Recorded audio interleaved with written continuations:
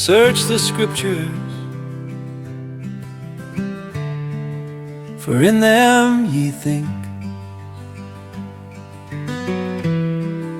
you have eternal life. John 5:39. These were more noble than those in Thessalonica, in that they received with all readiness of mind, and search the scriptures daily, whether those things were so. Acts 17:11.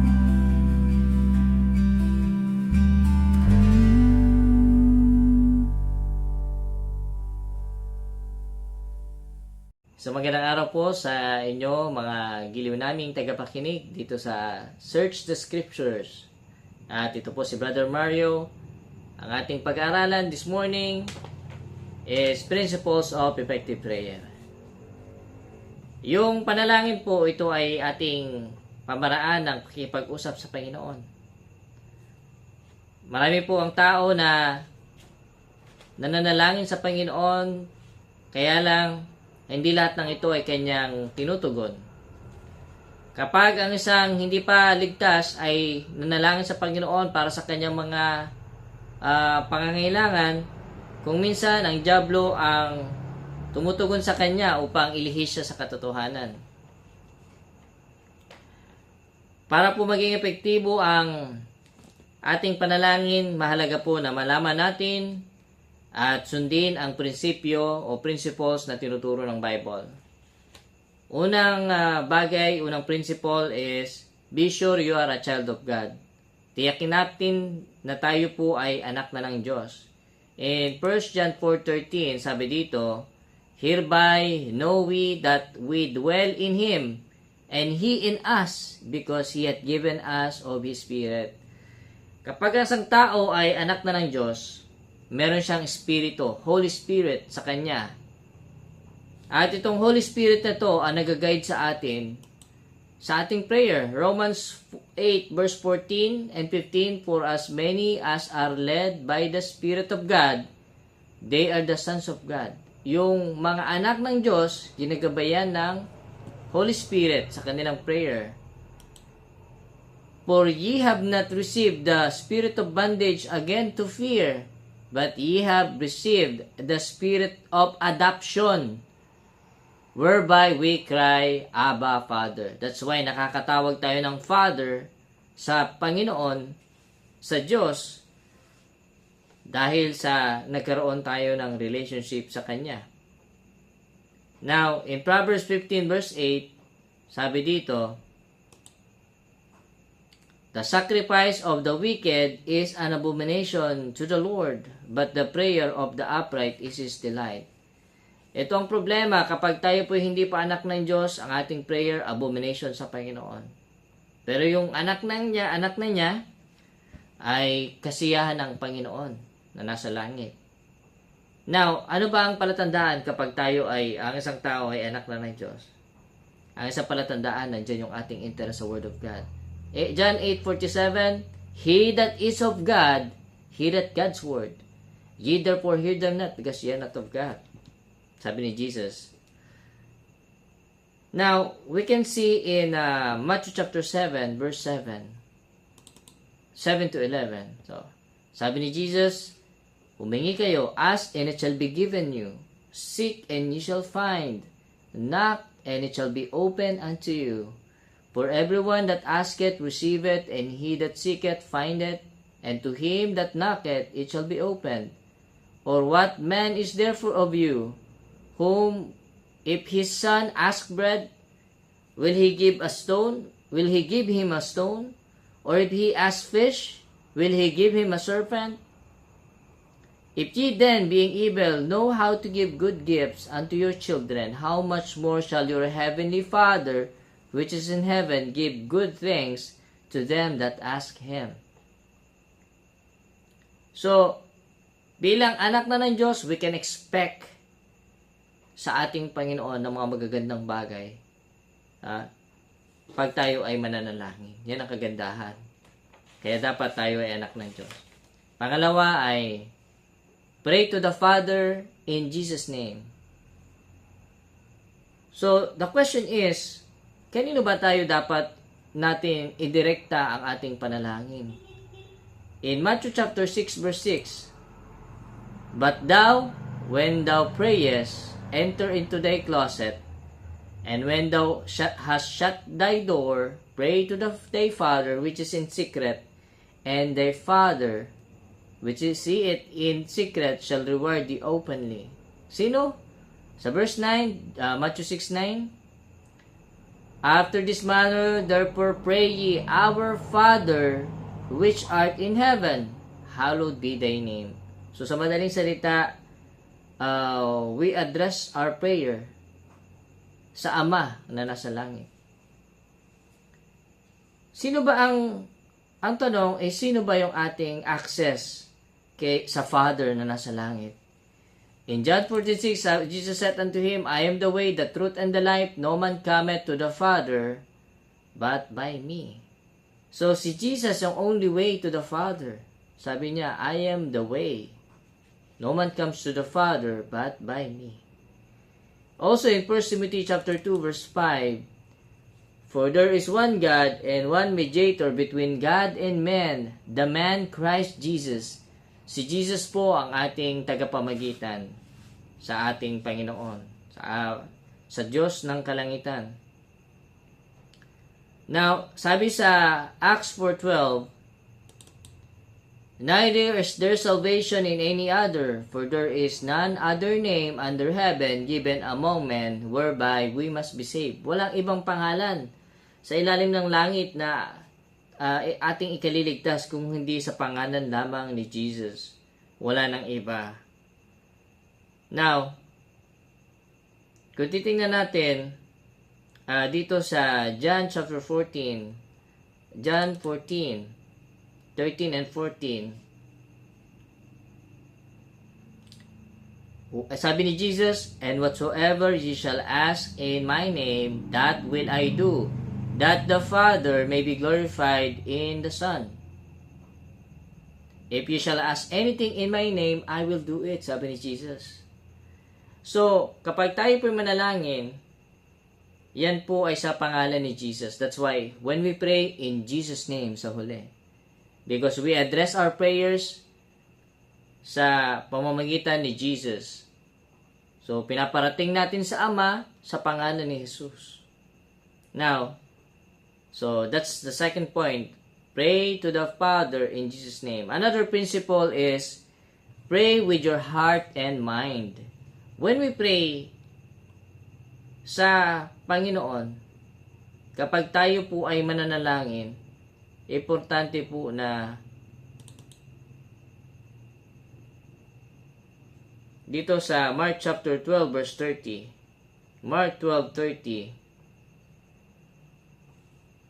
Mark chapter 4 verse 30, And thou shalt love the Lord thy God with all thy heart, and with all thy soul, and with all thy mind, and with all thy strength. This is the first commandment. In verse 33, 12:33, sabi din dito, And to love Him with all thy heart, with all thy understanding, with all thy soul, with all thy the strength, and to love his neighbor as himself.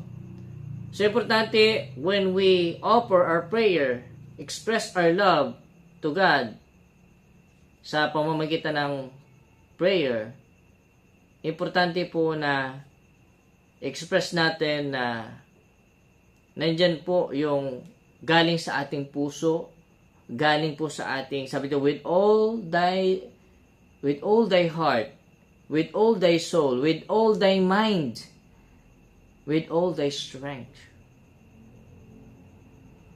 Another thing na makikita natin sa 1 Corinthians chapter 14,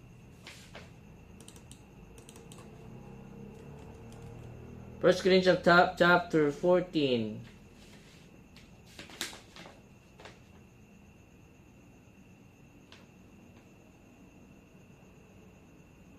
verse 15. what is it then? I will pray with the Spirit. I will pray with understanding also. I will sing with the Spirit. I will sing with understanding also. Importante yung na iintindihan natin, alam natin, galing sa ating spirito. Okay. Also, we can see in Matthew chapter 6 verse 7. Matthew chapter 6 verse 7.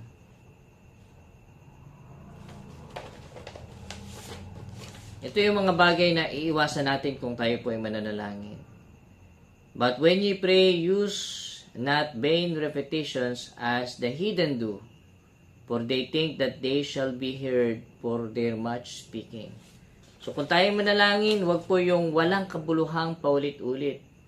No, ayaw ng Panginoon ng ganyan, walang kabuluhang paulit-ulit.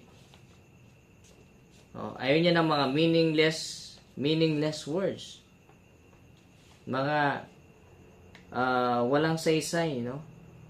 At kung titingnan natin sa verse 8, sabi dito Matthew 6:8, be not therefore like unto them, for your Father knoweth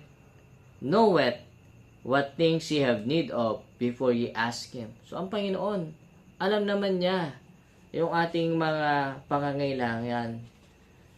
Ang Panginoon naman ay omniscient.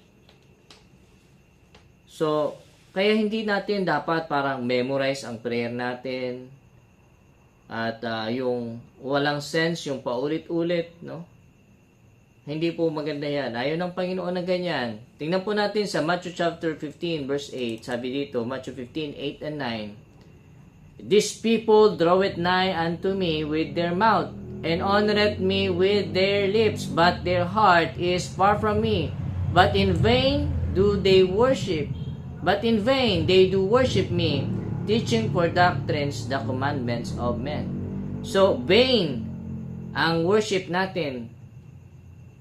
Yung ating prayers are vain kapag yan po ay mga prayers na walang kabuluhan, no? Yung ang point is yung hindi natin kinakailangan na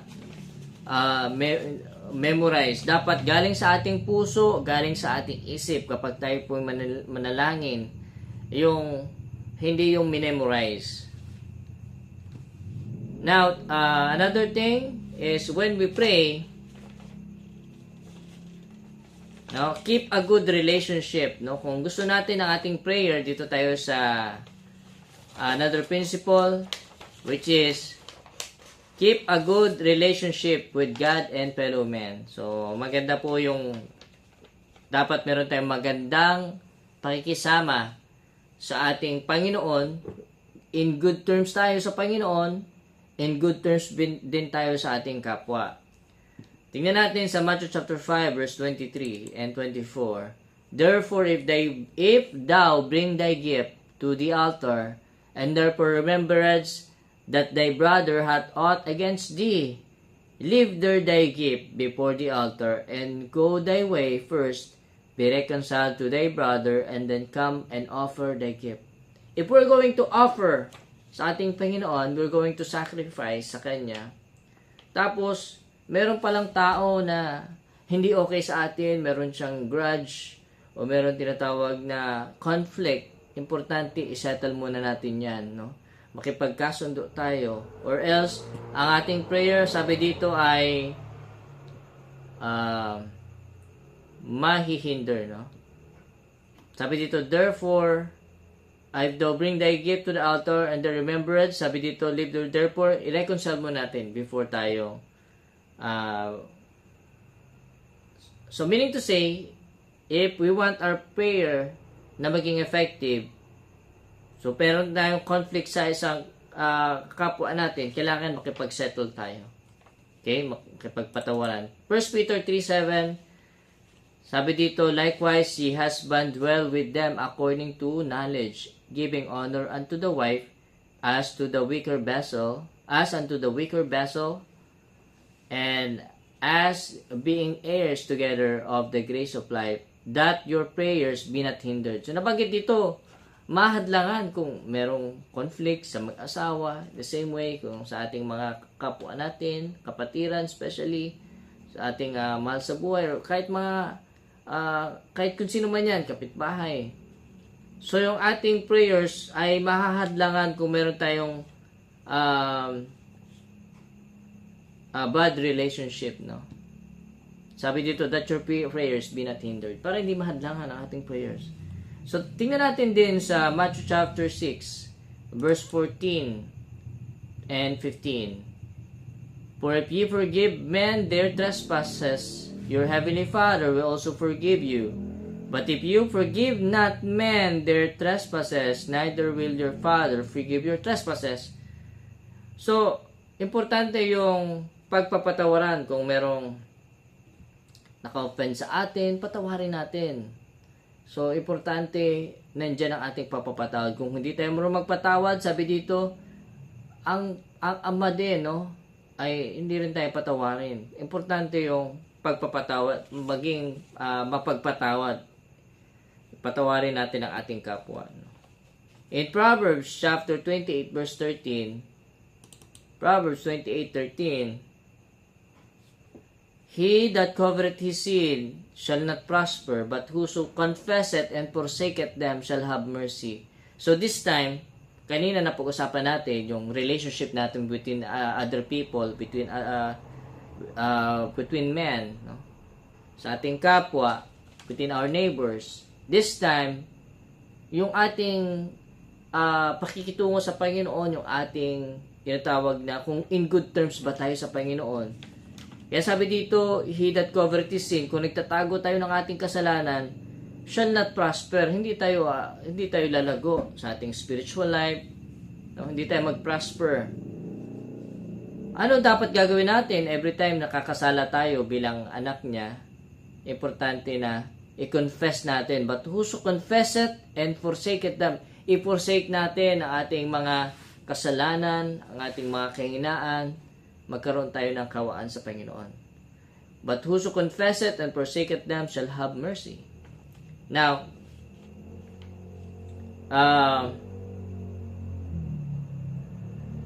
in Psalms chapter 32 verse 5, Psalms 32 verse 5.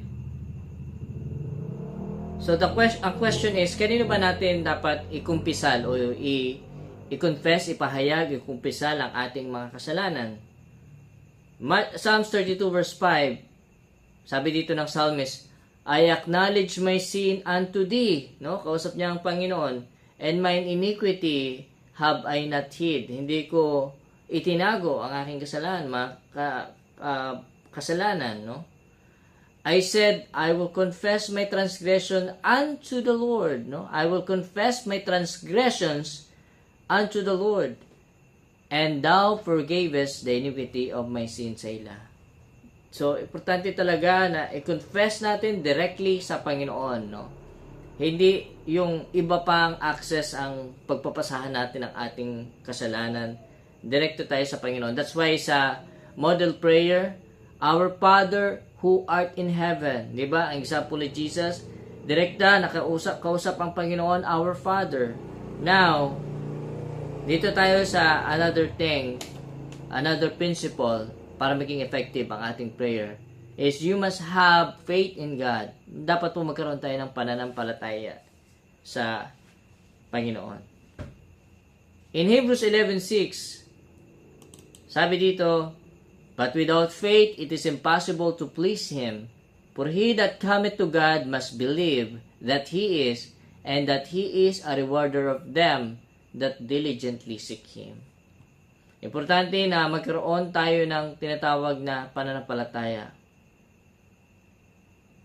Dahil yung pananampalataya ay nakapagbibigay ng lugod sa ating Panginoon. Now, kapag yung prayer po natin, nandyan yung doubt, sabi dito sa James chapter 1 verse 6, sabi dito, James chapter 1 verse 6 to 8, but let him ask in faith, nothing wavering, for he that wavereth is like a wave of the sea driven with the wind and tossed. For let not that man think that he shall receive anything of the Lord. A double-minded man is unstable in all his ways. Kung kapag nandyan yung ating doubt, kung tutugunin ba ng ating Panginoon or kung ano man, nandyan yung ating doubt sa ating prayer, doubtful person tayo, ang prayer natin, hindi tayo maka-expect ng answered prayer sa ating Panginoon. Kung tayo doubtful, no, walang faith. Luke 1:37. Tingnan din natin itong Genesis chapter 18:14. Genesis 18:14. Eto, no? Nung time na dinalaw ng Panginoon sila Abraham, sila Sarah, nagkaroon ng doubt si Sarah. Kaya sabi ng Panginoon, "Is there anything too hard for the Lord? At the time appointed, I will return unto thee according to the time of life, and Sarah shall have a son." Verse 15, Then Sarah denied, saying, I laughed not, for she was afraid. And he said, Nay, but thou didst laugh, sabi ng Panginoon. Kasi nagkaroon siya ng doubt, no? Makakapaanak pa ba kami? Pero sabi ng Panginoon, meron bang imposible sa Panginoon? Walang imposible sa Panginoon.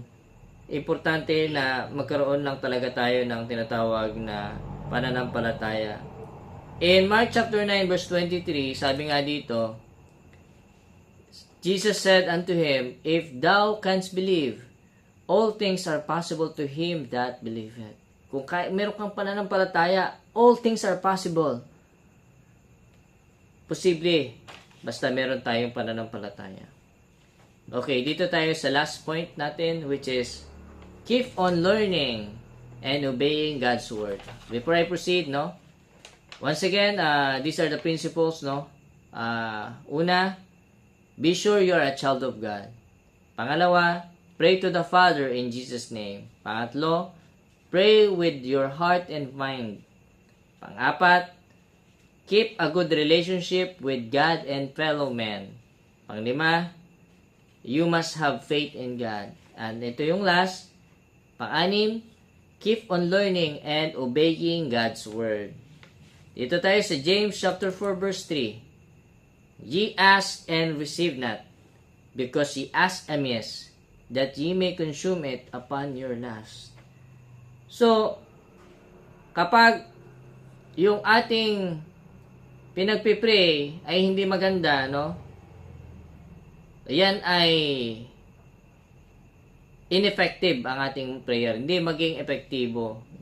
Sabi nga dito, hindi kayo tumatanggap. Sabi, because you ask amiss, yung inihiling natin ay hindi maganda. That ye may consume it upon your lust, no? 1 chapter 5, verse 14 and 15, sabi dito, And this is the confidence that we have in Him, that if we ask anything according to His will, He heareth us. And if we know that He hears us, whatsoever we ask, we know that we have the petitions that we desired of Him. So yung prayer natin, dapat according to God's will. Dapat in line with the will of the Lord. Paano ba the question is, ano bang dapat natin gawin para malaman natin ang kalooban ng Panginoon? John 7:17, If any man will do his will, he shall know of the doctrine, whether it be of God or whether I speak of myself. Dapat po natin malaman ang doktrina o yung mga katuroan ng Bible. Matutunan natin ang kanyang mga salita. No? Matuto tayo sa doktrina, which is yung katuroan ng Bible. Now, in Proverbs 28 verse 9, sabi dito, He that turneth away his ear from hearing the law, even his prayers shall be abomination. So, ang Panginoon, ang respond niya sa ating prayer, kung tayo ay nire-reject natin o iniiwasan natin ang pag-aaral ng Bible, sabi dito, yung prayer, maging abomination, no? Karumal-dumal sa Panginoon. Kapag inilalayo natin ang ating tenga sa pakikinig ng kautusan, sa pakikinig ng salita ng Diyos, sa pakikinig o pag-aaral ng Biblia. So kahit sa ano rin yan, kung nakikinig tayo ng mensahe sa Bible, hindi pala tayo nakikinig ng mensahe sa Bible, yung ating prayer, abomination sa Panginoon. And then, lastly, dito sa 1 John chapter 3, 1 John 3:22. Ito naman ang kagandahan kapag tayo ay tinutupad natin ang tinatawag na Biblia o yung Word of God. Ang resulta sa ating prayer, sabi dito sa 1 John 3:22, and whatsoever we ask, we receive of Him, because we keep His commandments and do those things that are pleasing in His sight. Pag ginagawa natin yung mga kalugod-lugod sa ating Panginoon, no? Kapag tayo po ay tinutupad natin ang kanyang mga salita, nagsusumikap tayo tuparin, o nandyan ang ating pagsunod sa Word of God, ang ating mga panalangin, sabi dito, whatsoever we ask, kung anumang hiningin natin, we receive of Him. Tayo ay tiyak ng kasagutan sa ating Panginoon. So, those are the principles of effective prayer na maging guide natin. So, dapat tiyakin natin tayo anak ng Diyos. Manalangin tayo sa Ama sa pangalan ni Jesus. Tayo po manalangin with our heart and mind. Dapat magkaroon tayo ng magandang relationship with God and fellow men. Dapat magkaroon tayo ng pananampalataya. Dapat tayo patuloy na nag-aaral ng Biblia. Sinusunod natin ang kanyang mga salita. Maraming salamat po sa inyong pakikinig at pagpalain kayo ng Panginoon. Once again, ito si Brother Mario at magandang araw sa inyong lahat.